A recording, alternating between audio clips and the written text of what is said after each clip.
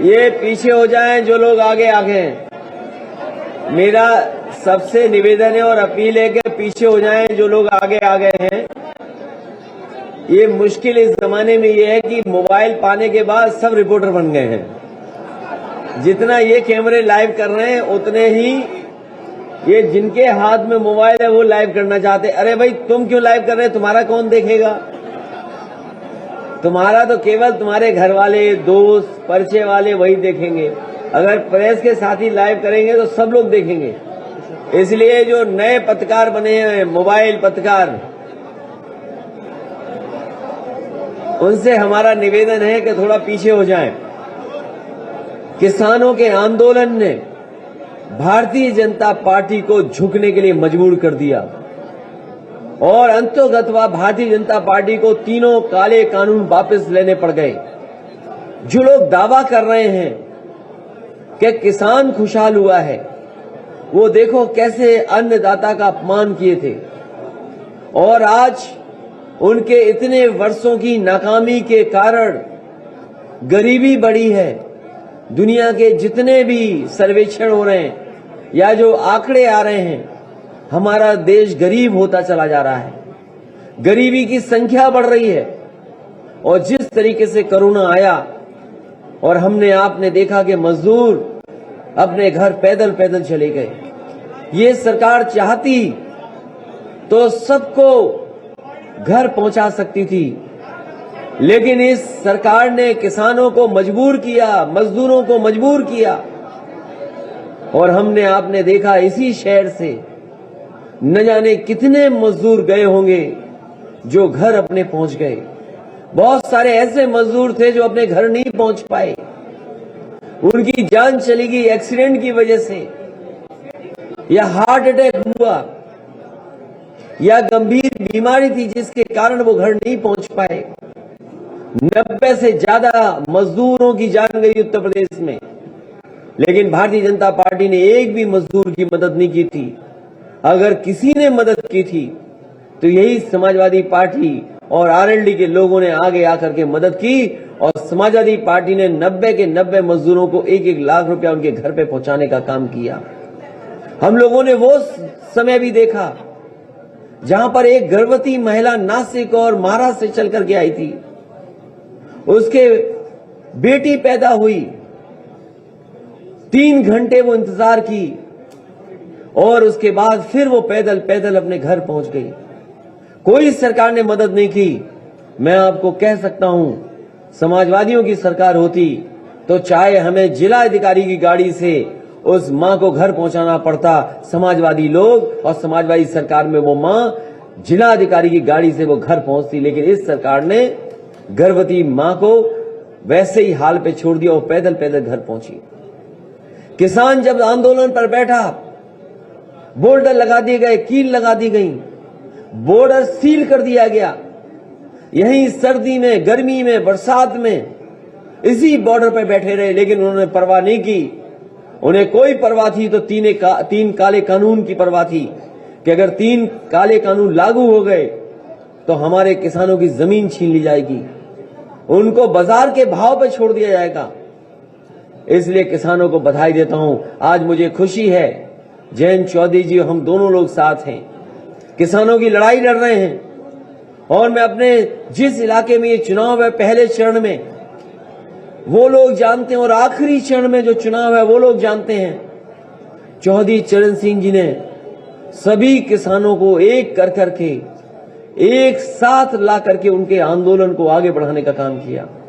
अगर देश में आजादी के बाद किसानों को सशक्तिकरण के लिए, किसानों को आर्थिक रूप से मजबूत बनाने के लिए, किसानों के हित के लिए, किसानों के पक्ष में फैसले लेने के लिए, गांव की खुशहाली के लिए अगर देश में सबसे आगे कोई आया तो वो चौधरी चरण सिंह जी थे। उसके बाद उनकी विरासत को आगे बढ़ाने का काम अजीत सिंह जी ने, नेताजी ने और न जाने कितने नेता और कार्यकर्ताओं ने मिलकर के किए हैं।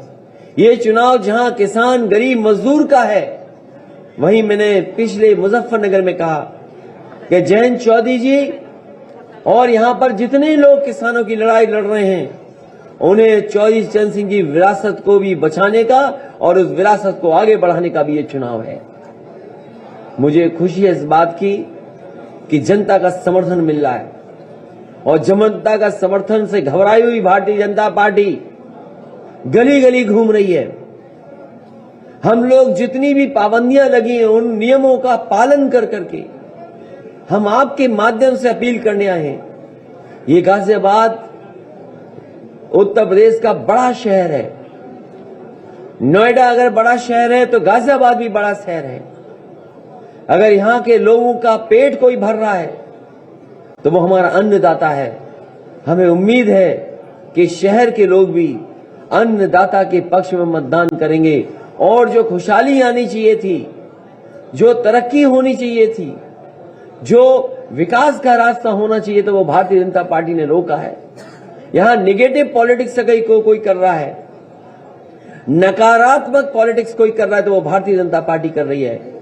हम दोनों लोग मिलकर के नकारात्मक पॉलिटिक्स को खत्म करना चाहते हैं। एक बार फिर वही भाईचारा की पॉलिटिक्स करना चाहते हैं कि हम सब एक हैं। जो गंगा जमुनी तहजीब है उसको बढ़ा करके खुशहाली के रास्ते पर ले जाना चाहते हैं। गाजियाबाद शहर बड़ा है, हमारे तमाम लोग बैठे हैं, कारखाने हैं, उद्योग हैं। मैं ये भरोसा दिला सकता हूं कि जो चल रहे उद्योग व कारखाने हैं उनको जो मदद कर सकते हैं सरकारी कानून में वो मदद की जाएगी।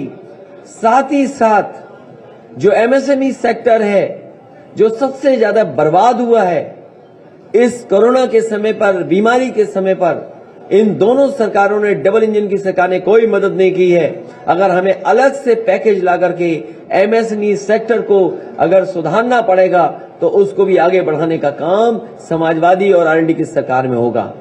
मुझे याद है कि यहां पर एक बहुत पुरानी साइकिल का कारखाना था, बंद होने की कगार पर जब आंदोलन कर रहे थे तो समाजवादी लोग पहुंचे थे। मैं तो कहूंगा कि हालांकि वो प्राइवेट सेक्टर का है कारखाना, बहुत पुराना कारखाना है, समाजवादी सरकार बनने पर साइकिल के कारखाने को पुनः जिंदा करने का काम कोई करेगा तो समाजवादी लोग करेंगे। और इसलिए करेंगे क्योंकि हमारा विशेष लगाव है साइकिल से। जिस पार्टी का चुनाव चिन्ह साइकिल हो तो वो साइकिल के कारखाने को शुरू करने के लिए अगर कोई बड़ा पैकेज भी देना पड़ेगा तो देने का काम करेंगे, क्योंकि साइकिल के कारखाने से न जाने कितने और छोटे छोटे कारखाने जुड़े हैं और उन कारखानों में न जाने कितने लोग हैं जिन्हें मजदूरी मिल रही है, काम मिल रहा है, रोजगार मिल रहा है। हमारा स्वार्थ, हमारा लालच ये है कि हम लोगों को रोजगार और नौकरी देते हैं। अगर रोजगार और नौकरी के लिए हमें कोई बड़ा पैकेज भी देना पड़ेगा तो समाजवादी सरकार पीछे नहीं हटेगी। ऐसे कारखाने उद्योग को सहयोग करने का काम करेंगे। क्योंकि मैं पोटली लेके चलता हूं एक लाल वाली, मैंने पहले दिखा दी थी, लेकिन मैंने ये कहा था कि हम और जयंत चौधरी जी जब दोनों आएंगे तो हमारे दोनों के हाथ में पोटली होगी। ये अन्न संकल्प के लिए हम पोटली लेके चलते हैं। यही अन्न है जो हमें और आपको जिंदा रखता है। किसान जो हमें पेट भरता है और कपड़े दे पहनाता है, उसके हक में हम दोनों लोग लगातार इसी तरह से संकल्प करते रहेंगे और लड़ाई लड़ते रहेंगे जब तक भारतीय जनता पार्टी को हटा न लें और उत्तर प्रदेश से सफाया न कर दें। अगर हमारे पत्रकार साथी आप लोग भी कोई अन्य संकल्प लेना चाहें तो पीछे नहीं हटना। आप लोग भी हमारे साथ किसानों की लड़ाई लड़ने के लिए आगे आएं। और मैं कहता हूं इस गाजीपुर बॉर्डर से और उस गाजीपुर बॉर्डर तक भारतीय जनता पार्टी का सफाया होगा। इसीलिए ये दोनों गठबंधन के लोग ऐतिहासिक जीत हासिल करने जा रहे हैं।